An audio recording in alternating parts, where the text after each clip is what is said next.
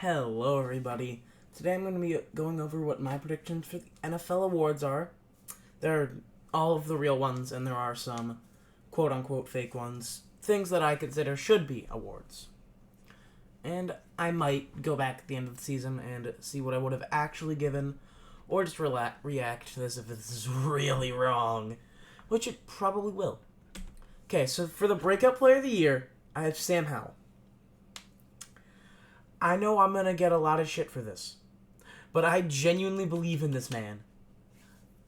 He has great weapons surrounding him, and I think he can be a solid QB, and I think the Commanders are going to surprise a ton of people next year, especially with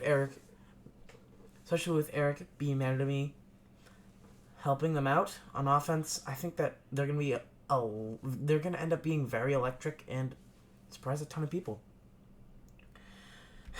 Now, most improved player, it's Aaron Rodgers. I fucking hate Aaron Rodgers.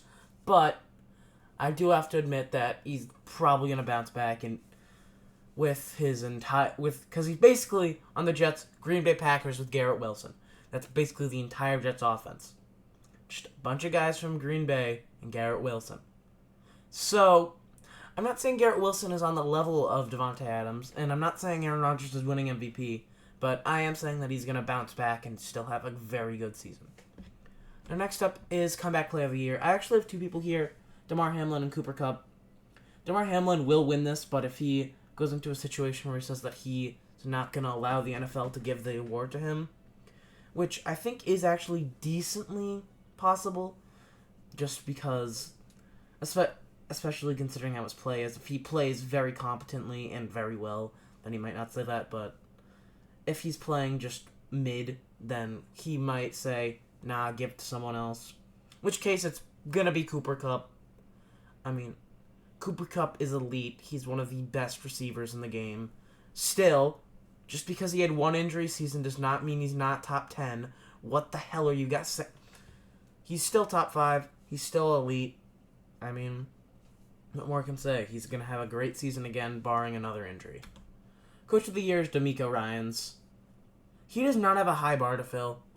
And I feel like this is going to be very similar to Brian Daboll, where Daboll wasn't really the best coach last year, but he did help a pathetic roster actually be competent, which is what I think DeMeco's going to do. I think the Texans are going to be going 8 and 9, 7 or 10. Even with Titans getting D-Hop, I don't think it's going to matter. I think the Texans are still going to make a huge improvement, because I love C.J. Stroud. I really like the Dalton Schultz signing. They have some good defensive pieces. I think they're going to take a big step forward, and DeMeco Ryans is rightfully going to be seen as the reason for why that. Well, at least one of them. Offensive Rookie of the Year, it's Bijan Robinson. There's genuinely no way you can convince me it's not Bijan this year. Jamar Chase beat Mac Jones for Offensive Rookie of the Year 2 years ago. That is my reasoning. Bryce Young or C.J. Stroud, maybe either Anthony Richardson, could play very well, but Robinson is going to be absolutely elite. The Falcons are going to be running the ball like 70-80% of the time. They're playing the game because they're going to play it at their pace, and I think they're going to be really successful, so they're not going to have to throw. And even when they do throw, Bijan's going to be put up at slot half the time, so it doesn't even matter. He's still going to be catching passes. Bijan is basically a receiver in a running back's body. So, he scares me. And I do believe that he's going to be getting Offensive Rookie of the Year. Defensive Rookie of the Year is Christian Gonzalez. Now, originally, it was Will Anderson here. But Jack Jones has to go and be a dumbass. So now Christian Gonzalez is going to have to take a huge step forward when it comes to the defensive back position. And really, any cornerback drafted by Bill Belichick is going to be coming an all-pro cornerback somehow. But one that, actually is first-round talent genuinely scares me. He's going to be very good this year. And as a Patriots fan, I'm very excited. But, yeah, if Jack Jones somehow doesn't get suspended, then Will Anderson. But, I mean, bro brought multiple guns to airport security that were loaded. There's no way he's not getting suspended. Offensive Player of the Year is Amon-Ra St. Brown. Now, if Jamison Williams was playing the whole year, I would probably go with Justin Jefferson. But because he did his best Calvin Ridley impression, here we are. Amon St. Brown's going to do amazing in the offense like he always has. And when Jameson Williams comes back, they're going to have to play they're going to have to just play deep for the deep ball because of Jameson Williams' unbelievable speed. They don't, well, GG's.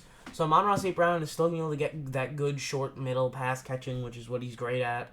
He's just an elite receiver on an offense that is going to be absolutely amazing next year. Defensive Player of the Year, it is Myles Garrett. So, basically, now that the Browns decided to actually give him some pass rush help, they can't just quadruple team Myles Garrett the entire game. So now Myles Garrett is actually able to sack the QB more than he usually would be, and Myles Garrett is just really good at football. He's also really good at hitting Mason Rudolph with a helmet, but that's besides the point. Overall, the Browns are sadly going to be a very much improved team, and whether they make the playoffs or not, Myles Garrett is still my pick to win Defensive Player of the Year. MVP, it is Joe Burrow. I love Joe Burrow. He's a top 3 QB. You can switch him and Allen as much as you can switch him, Allen, and Rodgers as much as you want, but realistically, Burrow is absolutely elite. He has great weapons around himself, and also the secondary is even more ass than it could have been. Even without Eli Apple, it's still horrible. So that means they're going to have to be throwing the ball every single time. So that is actually going to help them out in an unexpected way because, running the football is just not going to be as potent. Obviously, you have now Joe Mixon's getting up there in age, Samaje Perine left. So even the run game, when they can do it, is going to be a lot worse. So that's going to mean they throw the ball more. And the more you throw the ball, the better Joe Burrow is. So with that being said, those are my picks for all the NFL awards. And yes, you guys can laugh at me once I'm really wrong. And just put what you guys think in the comments below. Thank you, and see you guys in the next one.